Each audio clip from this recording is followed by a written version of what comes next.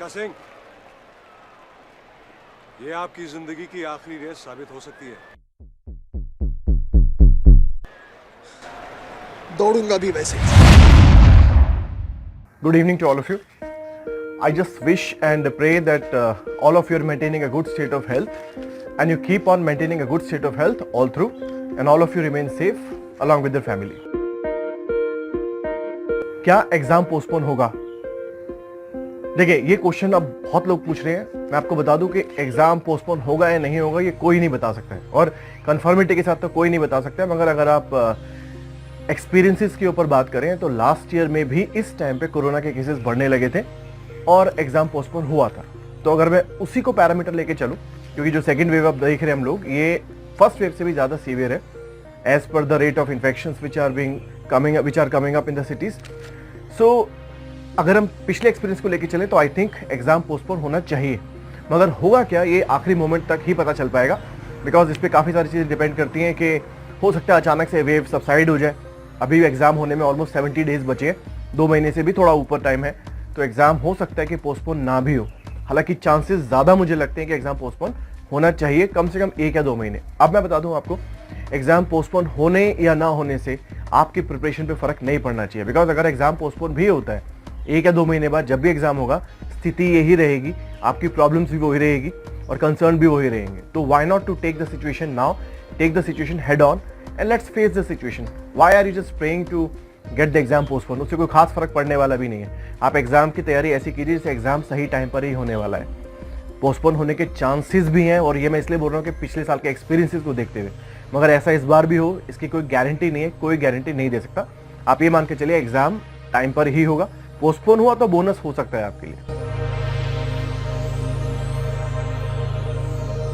How to study now, अब तैयारी कैसे की जाए? देखिए, सबका अपना अपना स्टाइल होता है, बट अगर आप मेरी माने तो 70 डेज बचे हैं आपके एग्जाम होने में। सबसे पहले आप ये आइडेंटिफाई कीजिए कि वो एरियाज कौन से हैं जो आपको पहले खत्म करने हैं। सबसे पहले इंपॉर्टेंट एरियाज पे फोकस कीजिए, जैसे कि polity, economics, history, environment, geography, current affairs. Current affairs को मैंने लास्ट में बोला, इसका मतलब ये नहीं उसकी वैल्यू कम है। करंट अफेयर्स भी अपने आप में एक बहुत ही इंटीग्रल पार्ट है आपकी प्रिपरेशन का, और मैं ये सारी बातें प्रिलिमिनरी एग्जाम के हिसाब से ही बोल रहा हूँ। तो पहले आइडेंटिफाई कीजिए इंपॉर्टेंट एरियाज कौन से हैं और फिर उन पे फोकस कीजिए। अब जब आप इन एरियाज को पढ़ना शुरू करेंगे, इन एरियाज के आप बनाइए, पढ़ते पढ़ते उन एरियाज के स्मॉल सिनॉप्सिस बना लीजिए, और वो सिनॉप्सिस जो होंगे वो कीवर्ड फॉर्म में होने चाहिए। फॉर एग्जांपल, फंडामेंटल ड्यूटी आप पढ़ रहे हैं, उसमें जो कीवर्ड्स हैं, fundamental duty part 4A, introduced by this amendment act, non enforceable, 11 fundamental duties, the last fundamental duty was inserted by this. सिर्फ कीवर्ड फॉर्म में बात करनी है आपको। Part 4A, non enforceable, 11 introduced by 42nd amendment act 1976, स्वर्ण Singh committee, inspired by Russia, ऐसे keyword form में। और ये जो आप लिखते हैं इसको बहुत ही छोटे फॉन्ट में लिखिए, ताकि जो चीज़ एक्चुअली में एक पेज में लिखी जाए वो आप एक पेज के 1/10 पोर्शन में उसको लिख लीजिए, ताकि आपको मेंटली फील ना हो कि आपने बहुत सारा सामान आपको पढ़ना है या बहुत सारी चीज़ें रिवाइज करनी है। एक ही पेज में आप कोशिश कीजिए मैक्सिमम इंफॉर्मेशन आप लोड कर सकें, ताकि आखिरी टाइम पे जब आप रिवीजन करें तो क्विक रिवीजन हो जाए और साइकोलॉजिकली भी आपको डिप्रेसिंग ना लगे कि इतना सारा पढ़ना है। साइकोलॉजिकली आपको लगेगा कि एक पेज ही तो है, हम जल्दी से कर लेंगे, और उस एक पेज में ही आपकी 25% पॉलिटी कवर होनी चाहिए कीवर्ड फॉर्म के अंदर। दूसरी बात, अभी आपके पास 70 दिन बचे हैं। अगर आप मेरे हिसाब से चलें तो मैं बोलूंगा आपको कि जो बचे हुए 40 दिन है, मतलब मई एंड तक, आपके जितने भी जो बेसिक कॉन्सेप्ट्स हैं किसी भी सब्जेक्ट के, पॉलिटी, इकोनॉमिक्स, एनवायरनमेंट, हिस्ट्री, जो बेसिक कॉन्सेप्ट हैं, जो मेन कॉन्सेप्ट है जो आपको क्लास में दिए गए हैं, बुक में दिए गए हैं, पहले आप उनको कवर कीजिए, उनको रिवाइज कीजिए। कोई कहीं लूप होल बचा है उसको प्लग कीजिए, कॉन्सेप्ट समझिए, मई एंड तक अपनी प्रिपरेशन को कंसोलिडेट कीजिए। उसके बाद जो आपका टाइम बचता है, अगले 15 दिन, मतलब जो फर्स्ट 2 वीक्स ऑफ जून है, जो अगले 15 दिन होंगे, उसके अंदर आप बैठ के जो आपके कुछ कॉन्सेप्ट्स रह गए हैं, जो आपने छोड़ दिए थे कि मैं बाद में देख लूंगा, या आपको बाद में पता चला कि ये छूट गया, फिर उस पर फोकस कीजिए, उसको क्लियर कीजिए। और जब आप पढ़ते जा रहे हैं उस पर सिनॉप्सिस बनाते चलिए। सिनॉप्सिस बनाने से आपकी रिवीजन भी हो जाएगा और एंड रिवीजन के लिए आपके पास कंटेंट रेडी हो जाएगा। तो पहले आप सारे जो बेसिक कॉन्सेप्ट्स हैं जो आज तक आपने क्लास में किए हैं उनको कवर कीजिए मई एंड तक। उसके बाद जो आखिरी जो जून फर्स्ट 2 वीक्स हैं उसमें जो बचे हुए कॉन्सेप्ट्स हैं जो छूट गए थे उनको आप कवर कीजिए, और फिर आखिरी का जो टाइम बचता है उसमें कोशिश कीजिए कि 2 बार फाइनल रिवीजन आप कर सकें उन कंटेंट का।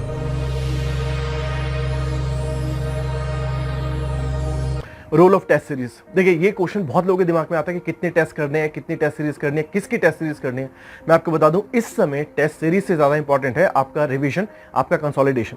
जो भी आपने आज तक पढ़ा है पहले उसको रिवाइज कीजिए, उसको कंसोलिडेट कीजिए और कोशिश कीजिए कि ये जो डेली टेस्ट है, काफी बच्चे मैं देखता हूँ रोज एक टेस्ट पेपर उठा के करते हैं, वो मत कीजिए, आपका काफी टाइम खा जाएगा।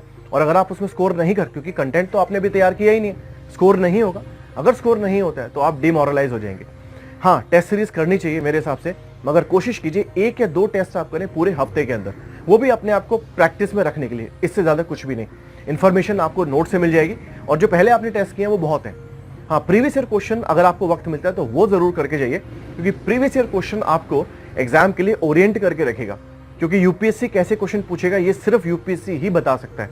टेस्ट सीरीज आपको उसके करीब ला सकती है, मगर एग्जैक्टली वो चीज यूपीएससी ही दे पाएगा। Coverage of current affairs, current affairs कहां से करना है, कितना करना है, देखिए ये डिपेंड करता है एग्जाम कब होगा, मगर नॉर्मली यही होता है कि ऑन एन एवरेज 1 साल का करंट अफेयर्स आता है। अगर एग्जाम जून एंड में है तो आप समझ के चलिए कि जून 2020 से लेके मई 2021 एंड तक का जो भी करंट इवेंट्स हैं, करंट राउंड अप है, आप उसको कवर करके जाइए। वो मिनिमली रिक्वायर्ड है। कभी कभी थोड़ा पुराना भी पूछते हैं, मगर वो एक इवेंचुअलिटी है। हर इवेंचुअलिटी के लिए आप अपने आप को तैयार नहीं कर सकते। उस पर इतना टाइम देने की जगह बेटर है कि आप 1 साल का current affairs multiple times revise कीजिए। सोर्स कोई भी एक मंथली मैगजीन, कोई भी इंस्टीट्यूट की आप उठा लीजिए जिसपे आपका आज तक फेथ रहा है, वहां से रिवाइज कीजिए। बार बार अपने सोर्स मत बदलिए। अगर आप बार बार हर 2 दिन में अपनी मैगजीन चेंज करेंगे तो वो सही नहीं है। एक सोर्स उठा लीजिए, उसी को रिवाइज करते जाइए। बहुत हुआ तो 2 सोर्स उठा लीजिए, 2 मैगजीन, इससे ऊपर मत जाइए। और बार बार शफल मत कीजिए मैगजीन, आज इस इंस्टीट्यूट की पढ़ रहे हैं, कल उसकी पढ़ रहे हैं, ऐसा मत कीजिए। देखिए इंपॉर्टेंस ऑफ सीसेट, अब मैं आपको बता दूं, बहुत लोग सीसेट को बहुत हल्के में लेते हैं। उनको लगता है कि जीएस में फोकस करेंगे, सीसेट तो हो ही जाएगा। सीसेट नहीं होता है बहुत लोगों से। इस बार भी मैंने देखा था, उससे पिछली बार भी देखा था, काफी बच्चे जीएस में अच्छा स्कोर कर पा रहे हैं मगर सीसेट में परफॉर्म नहीं कर रहे हैं। उसका एक बहुत बड़ा रीजन है जो रीडिंग कॉम्प्रिहेंशन अब यूपीएससी पूछ रहा है सीसेट में, वो उतना आसान नहीं है। उसके लिए प्रैक्टिस चाहिए, रेगुलर प्रैक्टिस चाहिए, वो उतना आसान नहीं है। तो रीडिंग कॉम्प्रिहेंशन आप रेगुलरली कीजिए। मेरे हिसाब से अगर आप टाइम का पूछें तो मैं ये मानता हूं कि आप अगर हफ्ते में 6 दिन पढ़ाई करते हैं तो 1.5 घंटा रोज दीजिए अपने सीसेट को। और अगर आपको रोज नहीं पढ़ना है तो 2 घंटे हर 3 दिन या 3 घंटे 2 दिन हफ्ते में आपको देना है। मतलब अराउंड 6 से 7 घंटे सीसेट पे डेडिकेट करना है हर हफ्ते आपको। दूसरी बात, मई एंड तक आपने जितने कॉन्सेप्ट्स हैं आपके सीसेट के, मान लीजिए मैथमेटिक्स में आपके ये टाइम एंड डिस्टेंस के क्वेश्चन हो गए, या ट्रेन के क्वेश्चन हो गए, या रीजनिंग में ब्लड रिलेशन के क्वेश्चन हो गए, या कोई और पर्टिकुलर कॉन्सेप्चुअल क्वेश्चन है, उसको कॉन्सेप्ट को समझिए आप। प्रोबेबिलिटी है, फॉर एग्जांपल प्रोबेबिलिटी के आपको फॉर्मूले ही पता नहीं है, आप टेस्ट पेपर कर रहे हैं, उसका कोई फायदा नहीं है। पहले आप कॉन्सेप्ट्स करिए, फॉर्मूले समझिए, थोड़ा सा उसकी अंडरस्टैंडिंग लीजिए उस एरिया की। मई एंड तक आप कॉन्सेप्चुअली चलिए, कॉन्सेप्ट्स को स्ट्रॉन्ग कीजिए। मई एंड के बाद जून में आप प्रैक्टिस कीजिए। वहां पर भी मेरे हिसाब से, आज के हिसाब से भी मैं बोलूं तो 1 या 2 पेपर फुल लेंथ सीसेट के अगर आप पूरे हफ्ते में करते हैं तो वो सफिशिएंट है, उससे ऊपर जाने का फायदा नहीं है। मगर पेपर भी तब कीजिए जब आपके जो बेसिक कॉन्सेप्ट्स हैं वो आपको क्लियर है। आपको प्रोबेबिलिटी का बेसिक फॉर्मूला ही नहीं पता, या मान लीजिए आपको ट्रेन के क्वेश्चंस के अंदर बेसिक फॉर्मूला ही नहीं पता है, तो फिर क्वेश्चन करने का कोई फायदा नहीं है। तो पहले बेसिक अंडरस्टैंडिंग लीजिए, उसके बाद प्रैक्टिस कीजिए।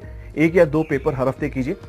हर हफ्ते 7 या 8 घंटे सीसेट को देंगे तो बहुत आई थिंक सफिशिएंट हो जाएगा। वो कैसे करना है, पर दिन आप 1.5 घंटा दे सकते हैं, या हफ्ते में 2-2 दिन 3-3 घंटे की पढ़ाई कर सकते हैं, या हफ्ते में 3 दिन 2-2 घंटे की पढ़ाई कर सकते हैं, जो भी आपको सहूलियत लगे। देखिए आई थिंक जो पोर्शन में लास्ट में ले रहा हूं, मुझे फर्स्ट पहले लेना चाहिए था, मगर फिर भी ये इंपॉर्टेंट है। डूज एंड डोंट्स, एक्सपीरियंसेस से ये बात मैं आपको बता रहा हूं, अपने एक्सपीरियंसेस से और दूसरों के एक्सपीरियंसेस से भी, जो हम लोग रेगुलरली देखते हैं। रेस्ट पूरा लीजिए, रेस्ट लीजिए, दिमाग आराम लेगा तभी वो आपको आगे पढ़ाई में मदद कर पाएगा। मगर रेस्ट लेने का तरीका सिर्फ बेड पे लेट जाना नहीं है। रेस्ट लेने का तरीका ये है कि आप अपने आप को मोबाइल से थोड़ा दूर रख के चलिए। मैं आपको डूज बताऊंगा फिर डोंट्स बताऊंगा।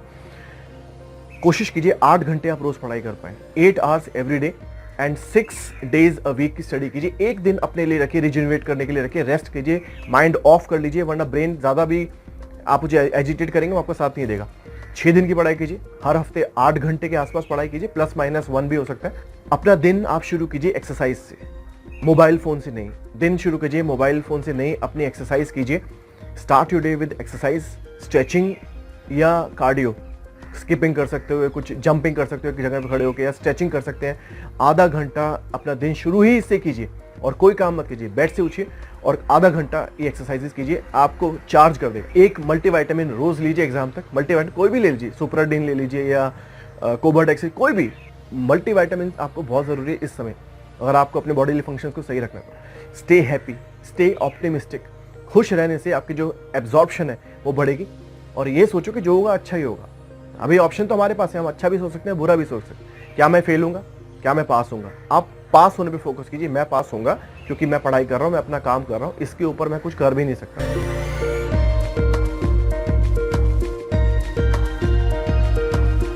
डोंट्स, क्या काम नहीं करना है, अपने आप को मोबाइल से ज्यादा क्लोज नहीं लाना है।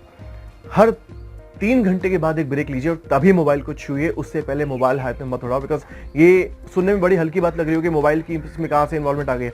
आई थिंक आज की जनरेशन मोबाइल एडिक्शन से बहुत ज़्यादा फाइट कर रही है, तो अगर आप वहाँ अपना टाइम सेव करेंगे तो एक तो पढ़ाई के लिए टाइम बचेगा, दूसरा एनर्जी भी बचेगी जो आप पढ़ाई में लगा सकते हैं। Stay away from negative people, negative लोगों से दूर रहिए। नेगेटिव लोग वो होते हैं जो आपको अनरियलिस्टिक बातें बोलते हैं।